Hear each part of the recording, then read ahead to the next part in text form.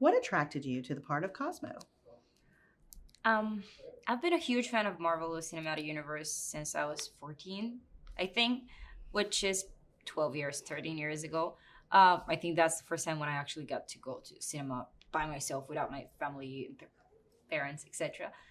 Because of Guardians of the Galaxy, because that movie made me feel like I will belong somewhere, and being able to participate in Guardians of the Galaxy Volume 3 and playing Cosmo has been the best thing that I can dream of. So what made me inspired by joining it and playing exactly Cosmo is that she's strong, she's loyal, she is lovable, and she's loving as well. And she's gonna show her loyalty and her strength and her dedication to all of these guardians who have taken over nowhere, and she feels like she belonged there. Um, with all her heart and her sanity, even as she's gonna do some insanely and unthinkable things to help them and to save the galaxy. So everything in her made me attracted to play her, and the idea of having that kind of an unconditional love, because we all know that puppies, dogs have it in them, and I think we as human beings should learn from them that that's important, and let's try to do it as much as possible. So maybe that was the reason why I was absolutely doing it, and of course that's freaking James Gunn and it's Marvel and this incredible cast. The character is CGI, so you voiced her. How did you approach finding your dog voice? What did that entail? Well, I was trying to play her with so many different voices. So to find the right voice for Cosmo was, let's see which register. I'm not sure, is that right way to say it in English?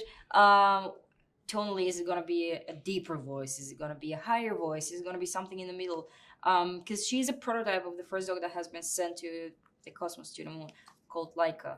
And thinking about what's her personality, because judging by myself personally, I have periods of times where I'm speaking with a lower voice, and I have periods of times when I'm excited and my voice goes high. So she had the variety of tonals, I think, to feel in the moment of the things that she's going through. But I think somewhere in the middle was the right place to be, because we don't know how old she's been when she's been sent there, and she kind of remained the same age. So she's experienced, but at the same time, she might be just 2, 3, 4 years old. Yeah. What kind of conversation did you have with James Gunn about concerning Cosmo, and what did he want the character to convey? James Gunn had been with me every step on the way in this movie, guiding me and making me feel safe and making me feel protected and heard, and made me a collaborator of this movie, which is incredible because we as actors always desire to have a voice, to have a thought that can be heard and seen. And he is capable of doing that, which makes you more open and willing to share and improvise more, because that's where great things can happen. You open up, try something, and then he's guiding you to the best direction. So we did have lots of conversation, and I got to spend a lot of time there wearing a mocap suit and just staying over hours and watching all of these people and watching how this whole machine is working.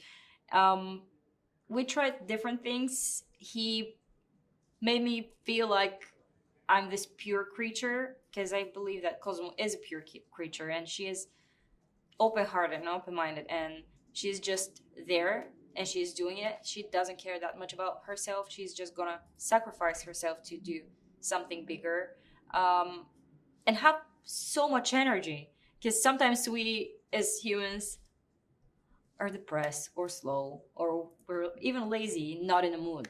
She's not exactly like that. Till the moment that she doesn't have any more strength in her, she's gonna do it all to just be there for them. And James made me think about that and made me happier, to be honest, because thinking of her as somebody, something happier than me, made me happier as well. There was a dog stand-in on set. Tell us about Slate. Did he help inform the character for you in any way? Yeah, well, watching him and seeing what a crazy beautiful creature that was. He was running and jumping, and he was perfect and disciplined, but at the same time, his energy and his excitement, it's something that I need in my life. I think we all need it. So it helped me a lot. It helped me to develop Cosmo more, because when you look at these puppy eyes and you see that, oh my god, there is this and there is that and there is food and there is excitement and there's so many people, I want to play with them. It helped me a lot. And my god, he was cute as hell. I mean, it's such a beautiful creature. So it was just a double win to be able to play it and to watch it and play with it and pet him. Tell us about Cosmo's friendship with Kraglin. I was just with Sean in the next room, and he said that they're frenemies.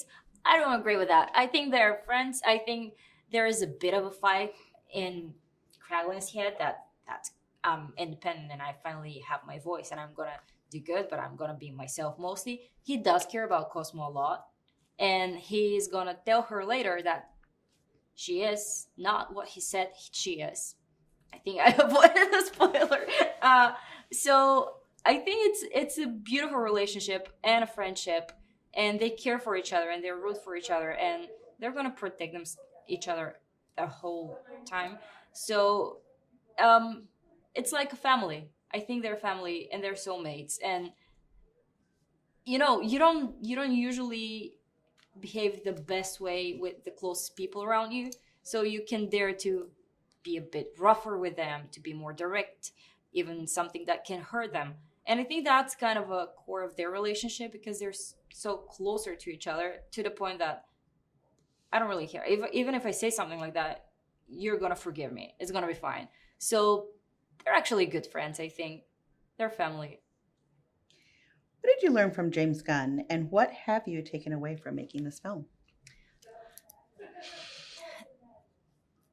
James taught me a lot of lessons, and some of the most important lessons are even beyond acting and beyond the movie as art, the movie industry as art industry, or just entertainment industry. It's about existing, and it's about human beings. It's about being a good person and being around good people.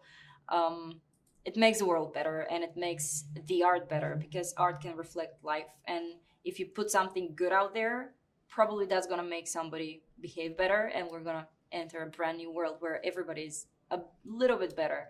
Maybe I'm just idealistic. James is a great human being, and he always made everybody feel safe and happy and having fun and enjoying the process, because the end result, it might end up good even if you're not having the best time of your life, but having the best time of your life and actually having a great having the greatest result at the end, it's just the most incredible thing that you can imagine of. So being a good person, and of course dedicated to your craft, because he is a genius. He is a maniac in the things he's doing. Every single detail, you can see that he is absolutely all eyes and ears on it, to the smallest detail. But at the same time, he is the nicest and the greatest person in the world. How does it feel to be part of the MCU, and what impresses you the most about the Marvel Studios production process?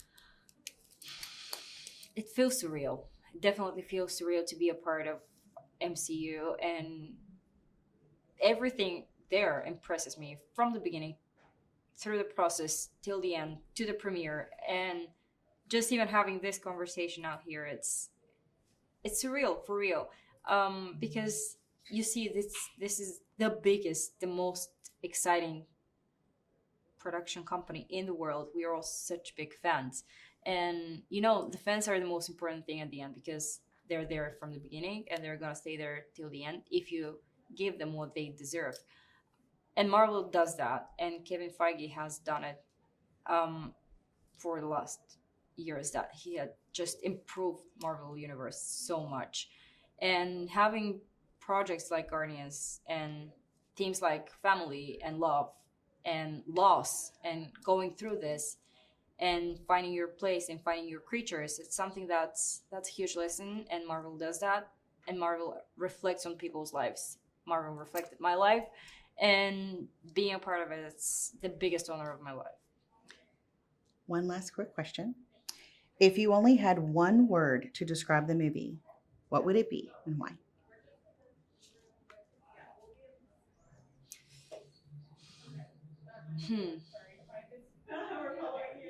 Extraordinary. If I have one word to describe the movie, that's a hard question, difficult question. Extraordinary, because it's out of this universe, and at the same time, it's emotional, it's powerful, so it is extraordinary.